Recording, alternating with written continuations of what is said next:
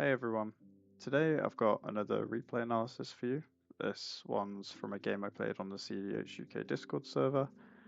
I'll leave a link to that in the description, and you can always find it at the top of the primer if you want to join. So we'll just jump straight in. In this game, I'm in seat 4.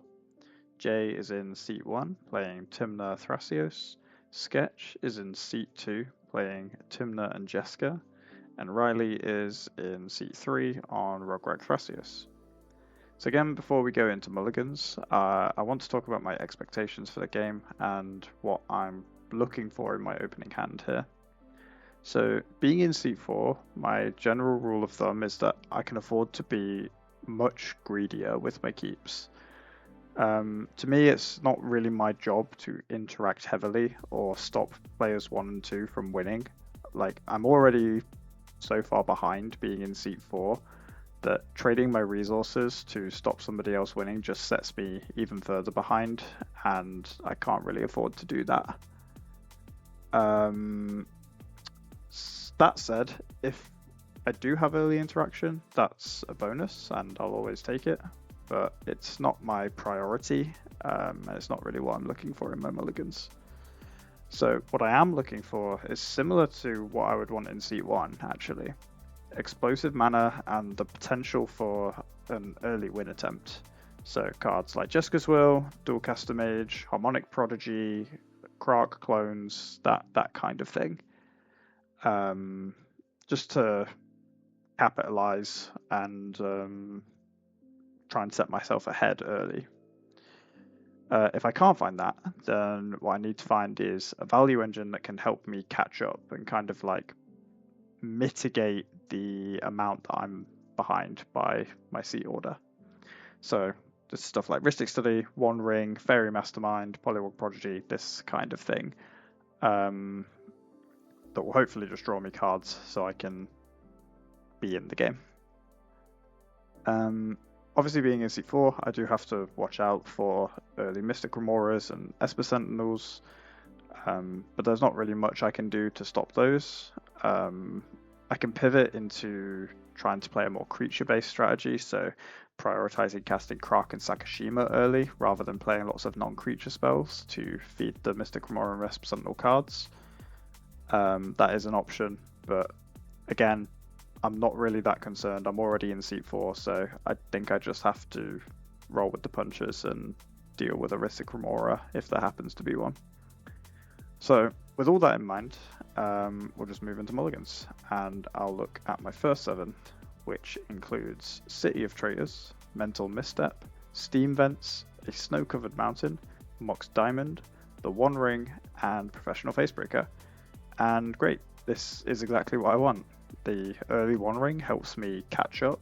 I've got a turn 1 Professional Facebreaker, which is going to make me some extra mana, get me some extra cards by sacrificing the treasures, and I've even got the Mental Misstep for a bit of bonus interaction. Maybe that's going to counter a Mystic Remora, maybe that's going to counter a Dark Ritual, you know, really, really nice counter spell to have in sort of the first couple turn cycles of the game here. So yeah, this is easy keep. So yeah, this game actually ends up being pretty wild. It's definitely one of the games of all time. So we'll jump in. I'll walk you through my plays, my thoughts, and all of the mistakes that I make along the way. And there's actually quite a few in this game. So hopefully you'll learn something, and it'll be a good time. So yeah, see you in the game. Okay, so now we're into the game. I'm actually going to try and be a little bit quicker going through this game. The last video was pretty long, so this game's going to run a bit quicker, so I might be talking a bit quicker in this one. So game starts, Jay is going to fetch into a Mystic Remora. I don't bother mental misstepping it. I want to keep that mental misstep. Like I said, I'm playing this a lot greedier than I usually would. So we pass. Sketch is just going to play a land and a Chrome Mox. And then Riley is going to play a Rog and a Dryad Arbor. We're going to play our Mox Diamond and our City of Traitors, and then just deploy our Professional Facebreaker. We drew a Volk for our turn, so we've got a land for our next turn. And then Jay is going to keep the fish around and play a mana dock. In the end step, Sketch is going to flash in a Philia and then go to his turn. So yeah, we're just looking to play our One Ring on our next turn. This was what our Mulligan did, so pretty happy with how this is going. And we'll just keep the Mental Misstep to protect our One Ring. So an attack's going to come out from the Philia. It's going to get rid of the Mystic Remora temporarily, and a Voltaic Key is going to come down. And then Mystic Remora comes back. We go to Riley's turn, who's going to fetch, and then play a Malevolent Rumble. So he's going to mill some cards and make a spawn and get one of these cards to his hand. So makes a spawn, mills a Nature's Rhythm, which is super nice. Going to be able to harmonize that later, so milling that is great for Riley. And he's going to pick up a Tropical Island and pass to us. So we're going to untap, draw Flooded Strand, so another land. Getting pretty flooded with lands here. Hopefully the One Ring can find us some playables. So play our Volk, get rid of our City of Traitors, spend our mana, and just play our One Ring. Jay gets another card from us, and we will attack Jay.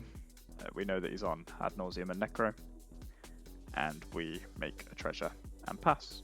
We can just activate the One Ring in Riley's end step. There's no need to activate it right now, so we can just be patient. So the fish goes away, and Jay replaces it with a Rhystic Study. Definitely not what we want to see here, but not much we can do about it, so it's going to have to resolve. So go into Sketch's turn, who's going to go to combat, attack with the Philia. I think he blinks his Voltaic Key and just puts a 1/1 counter on the Philia. And we go over to Riley, who plays the Trop and plays an Enduring Vitality, which is a great card in his deck. Gonna turn all of his guys into mana docks. We activate our One Ring in his end step, drawing Misty Rainforest, and then in our upkeep we activate the One Ring again and draw Mana Vault Rhystic Study and a Snow Island for our turn. So at least we have something to do this turn. We're going to play our Rhystic Study, and we're hopefully going to be feeling pretty good.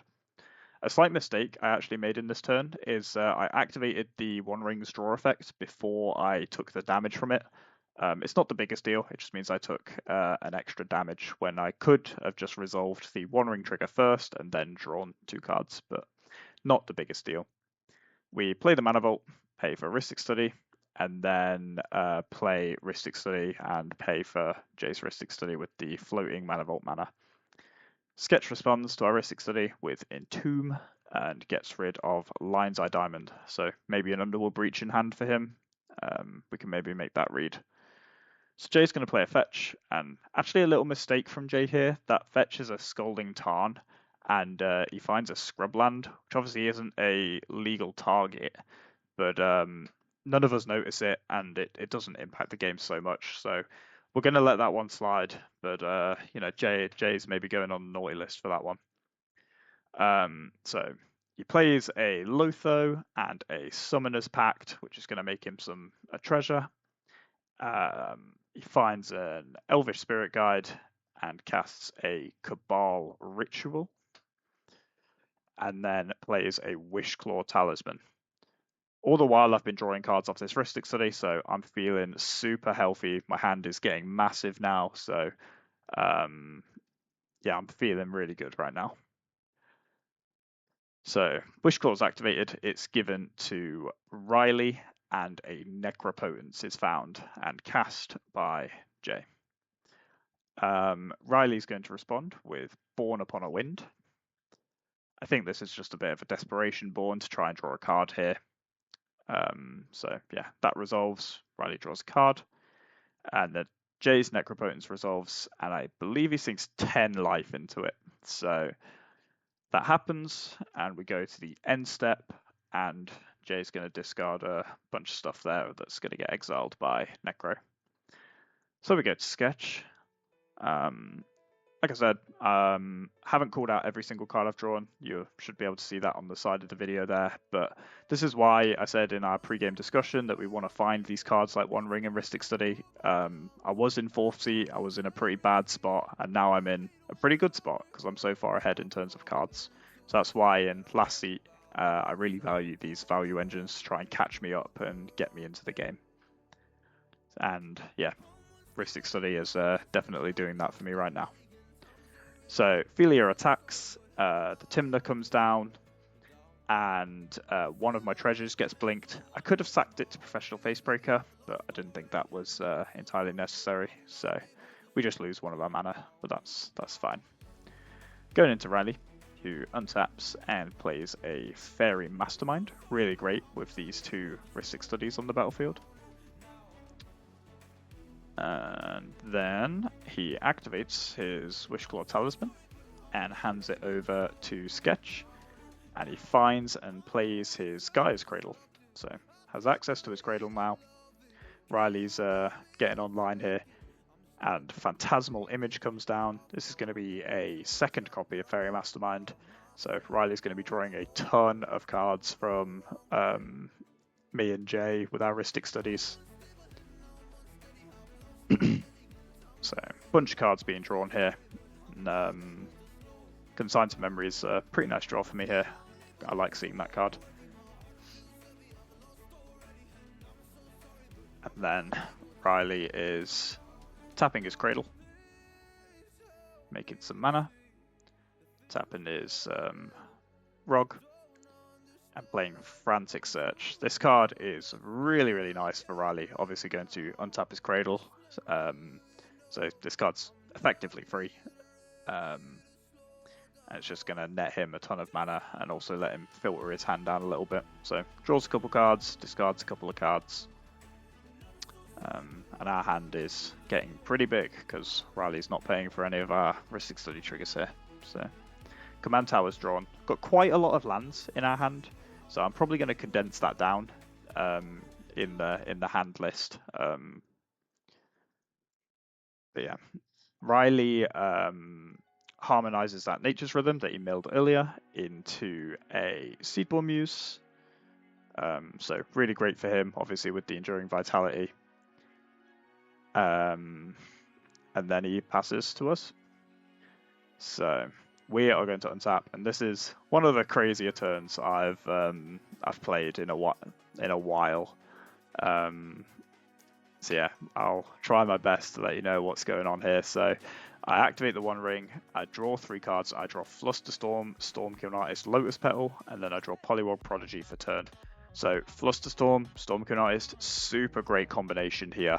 So my plan is to play these mana rocks that I have, my Soul Ring, my Mox Amber, all this stuff, and just build the storm count up so that I can slam this Stormkiln Artist and then hopefully play Flusterstorm to generate a ton of treasures, which is obviously going to let me draw a ton of cards from Professional Facebreaker or just cast Krark Sakashima, cast all the spells in my hand. So yeah, that's the current plan. Obviously Jay is drawing a ton of cards off Rhystic here, but I don't really think I get another turn. I think Jay's going to win if he gets to his turn, and Riley is almost certainly in a winning position with this Seedborn Muse, his Thrasios, and his Cradle. So I just have to send it into the Rhystic Study here. There's not much choice I have. So Jay is going to Mystical Tutor in response to one of his Rhystic Study triggers. I thought this was going to find a Mindbreak Trap, which we would then draw off the Rhystic Study. So I decide to use my Mental Misstep. It's also great because casting the Mental Misstep increases the Storm count for me. So an extra bonus there. So I just slam the Stormkiln Artist, Rhystic Study trigger for Jay, and he also has Vamp. So really annoyed about that. He's going to be able to find the Mindbreak Trap or have another attempt at finding Mindbreak Trap here. So I let that Vamp resolve, and then I just pay for the Rhystic Study trigger. Like I say, I don't want him to draw that Mindbreak Trap. So that happens, and then my Stormkiln Artist actually resolves, which is great. So Stormkiln resolves, and I cast Gutshot. again, increasing the storm count for my Flusterstorm, which we can see I'm casting right now. So I cast a Flusterstorm targeting my own Gut Shot. I've got a pretty big storm trigger here. I think it's for 8, I believe. And that resolves. So I resolve the storm trigger, make 8 copies, and then my Stormkiln Artist will make me a treasure for each of those. And then I've got another 2 Stormkiln Artist triggers from casting the Gut Shot and the Flusterstorm. So up to 10 treasures. And then my Gut Shot, I think, was shooting Jay's face. So now with my abundance of mana, my 10 mana, I Wizard Cycle Step Through to find Harmonic Prodigy, which I immediately cast. So this is going to double my Stormkiln Artist triggers. So that was the plan, and it actually resolves. So great. I know that Jay must have some interaction, but he's just waiting for the opportune moment to try and blow me out, I think. So I don't know what he's got. I'm going to assume he's got a Mindbreak Trap. I have to be cautious of that, but you know, I'm already this far deep, so I'm just going to continue to send it. So this is a really cool play coming up here. I play into the Floodmaw to bounce the Rhystic Study, my Stormkiln's trigger, and then Jay's Rhystic Study triggers, and then I cast this Consign to Memory, but I replicate it another 5 times. So what that's going to do is it's going to make 5 copies of the Consign to Memory when I cast it, and Stormkiln Artist actually sees all of those and will trigger twice because of the Harmonic Prodigy. So from the Consign to Memory cast and the additional 5 copies, I actually make 12 treasures from Stormkiln Artist, and I also get to stifle this Rhystic Study in the process. So pretty cool there. Like that play a lot. You know, that's the kind of utility of Consign to Memory here. Being able to trigger our Magecraft cards. So, yep, my Floodmaw still trying to bounce this Rhystic Study, and Jay is going to use a Force of Negation, which I just let through here. So, I already have the Harmonic Prodigy, so I try and cast a Krark here.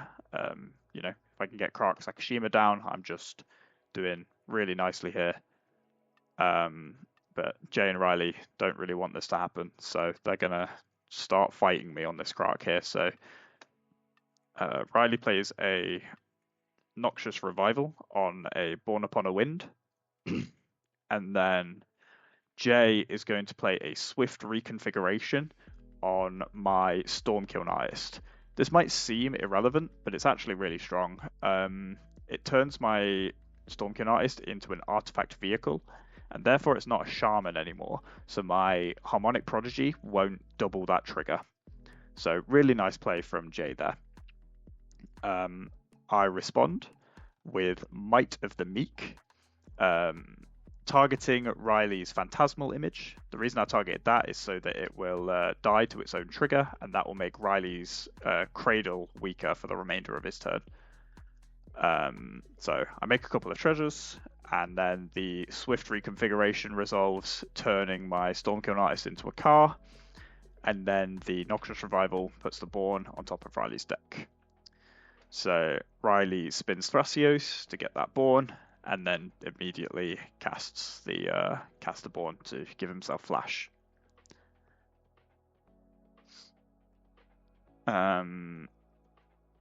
So I think I let this Born resolve here. I draw Underworld Breach, which is really, really nice. After all this fighting, I'm going to be able to just slam this Underworld Breach and continue playing. So I think that is the nail in the coffin here. I'm super confident now that I've drawn Underworld Breach. So Riley's Born resolves, he gets Flash, and then Jay plays Mindbreak Trap to try and counter my Krark. I respond with a Pyroblast countering it, and then Jay responds with an Offer You Can't Refuse, targeting his own Mindbreak Trap. So Jay's trying to make some mana here. So that tells me that Jay has a bit more interaction in his hand. I respond with Mindbreak Trap, trying to get rid of Jay's 2 counter spells. And then Riley comes in, now with Flash, to play Clever Impersonator. and that's going to come in as a Rhystic Study. So I'm playing through 2 Rhystic Studies now. So it's going to be a little bit rough. And then the third Mindbreak Trap comes down from Riley, and that's hitting only my stuff. So he's letting the offer resolve for Jay, and Jay's going to make 2 mana here. So Jay's going to be able to continue playing. So Jay immediately uses those treasures to channel a Boseiju, and it actually kills my Stormkiln Artist. Remember, it's an artifact because of Swift reconfiguration. So pretty nice from Jay there.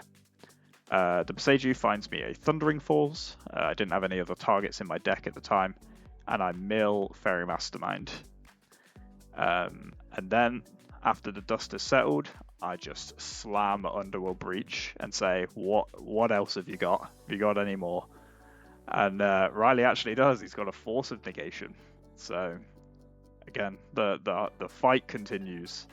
I have a Rhystic Study trigger on this Force of Negation, and I actually draw Offer You Can't Refuse. Super lucky draw here. I just cast it to counter the Force of Negation. And then Jay has Flusterstorm, and the storm count at this point is comically large, 28 I think it is. So that offer is going absolutely nowhere. And then off of my Rhystic Study for the Flusterstorm, I draw Red Elemental Blast, another insanely lucky draw. So I just slam that on the Force of Negation. I'm working really hard to try and get this Underworld Breach to resolve. And now Riley actually has a really cool send here, a really cool push. He convokes a Chord of Calling, where X is 2.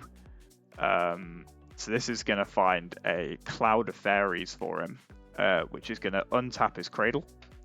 And that's going to make him a ton of mana to be able to spin Thrasios here and try and find for an answer for my Red Elemental Blast. So he spins Thrasios, scries away, and finds Snap. What an insane find for Riley here. Going to be able to snap the Cloud of Fairies, untap his Cradle, play the Cloud of Fairies, untap his Cradle some more. Super, super sick find from Riley there. So plays a Utopia Sprawl, and then here comes the snap on the Cloud of Fairies. Just remember that Riley is underborn here, so he is going to be able to flash in that Cloud of Fairies. He does have flash speed. So I try and dig a little bit with Professional Facebreaker, but I don't want to dig too deep, because if this Underworld Breach resolves, I need some mana to be able to escape the Stormkiln Artist to make sure I don't fizzle out. So I don't want to spend too much of my mana here. So I just think a couple. Don't find a counter spell, so I just have to brave this storm, and hopefully the Thrasios just whiffs. And worst comes to worst, I can just crack my treasures into Professional Facebreaker and see what I can find, but I'm not up against the wall yet. So Riley is going to resolve the Cloud of Fairies, untap some lands, and activate Thrasios, and finds Commandeer. Super cool. And then he activates Thrasios again and finds Crop Rotation. So Riley's finding so much stuff here. Snap, Crop Rotation. Riley's must be feeling really good here. So he plays the Crop Rotation, sacrificing a Breeding Pool, and that finds a Manamo. Another way for him to untap his Cradle. So I think he activates the Manamo here, untapping a Cradle.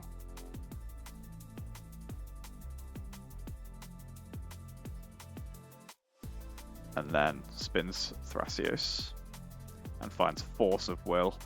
Not very happy to see that. I thought this was going to counter my Underworld Breach, and I was going to be in a pretty rough spot. My backup plan, if this Underworld Breach got countered, was to play the Phyrexian Metamorph in my hand, and that would come in as a copy of Seedborn Muse. And then I would be untapping with my One Ring, and I could hopefully keep playing. Maybe I'd draw Born Upon a Wind and be able to play at flash speed. But Riley actually activates Thrasios again and finds Pact of Negation. My Red Elemental Blast resolves on the Force of Negation, and now Riley discards or exiles his Force of Will and Pact of Negation to cast Commandeer to take my Underworld Breach. So Riley got rid of 2 counterspells to try and win here by taking my Underworld Breach. So he forces my hand. I have to activate Professional Facebreaker here, and I look out and hit Sink into Stupor. I'm pretty confident that Riley doesn't have any other blue cards in his hand after exiling or getting rid of the Force of Will and Pact, so I feel pretty confident bouncing that Commandeer back to his hand. I cast Jeska's Will, and I target Jay. This is actually a bit of a mistake from me. What happens here is Jay actually activates Necropotence enough times to wipe out the rest of his life. So he dies, and my Jeska's Will actually doesn't resolve anymore. At the time, I just didn't notice. It's a mistake from me. I should have hit Riley with the Jeska's Will to make the mana. But killing Jay isn't the worst thing. Obviously, it turns off his Rhystic Study, so it's less cards I'm going to have to play through here. So I play Rite of Flame, I play Pyretic Ritual, and then I escape Lotus Petal and cast Jeska's Will again, this time targeting Riley. Really, really important intermediate step was casting this Lotus Petal here. If I didn't cast the Lotus Petal, I actually didn't have any blue mana to be able to cast this Flusterstorm. So really happy that I had the sort of foresight to play the Lotus Petal to make sure that worst comes to worst, if Riley had another bit of counter magic, that I could counter it. So the Jeska's Will resolves, makes me a ton of red mana, and I just replay the Stormkiln Artist, and now I play Strike It Rich, and this is actually enough to draw a concession from the rest of the table. With Underworld Breach in play, my Stormkiln and my Harmonic Prodigy, I'm able to escape Flusterstorm, and the storm count is around 30 here. So this is going to make me a ton of mana, which I'm then going to be able to draw my deck with Professional Facebreaker and probably win the game. All right, and there we go. That's the game. Definitely one of the crazier turns I've had in a while. Playing through multiple Rhystic Studies and multiple pieces of interaction there, and managing to secure the win. So super cool. One thing I actually didn't notice until after the game was that entire game was played without Krark being on my battlefield. It didn't resolve, so I won that game without ever having a Krark on my battlefield. So hopefully there's something to take away from that and learn that, you know, we can still pilot the deck and we can still play it and do really crazy things without doing the coin flip shenanigans. So yeah, super happy with that. Hopefully you learned something cool about Consign to Memory and Flusterstorm. I think they played a really key role in this game. Being able to use them as rituals when you have Stormkiln Artist is a really cool interaction. And then Professional Facebreaker being able to be the outlet that I need for those treasures, being able to draw me cards after I make a ton of mana. So that's it for the game. I tried my best to keep this one more brief. I was more aggressive on the cuts in the video, and I tried to be a bit quicker in my commentary.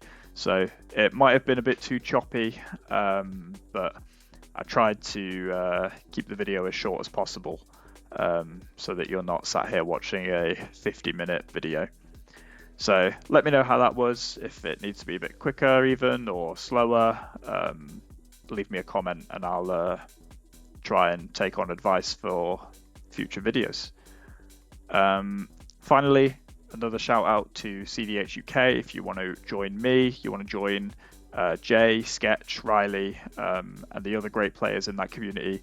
You can find a link to that Discord in the description of this video, or you can always find it at the top of my Moxfield primer, which will also be found in the description. So yeah, thanks for watching. I've been really enjoying making these videos, so I plan to make more in the future, so keep an eye out for that. And yeah, see you around.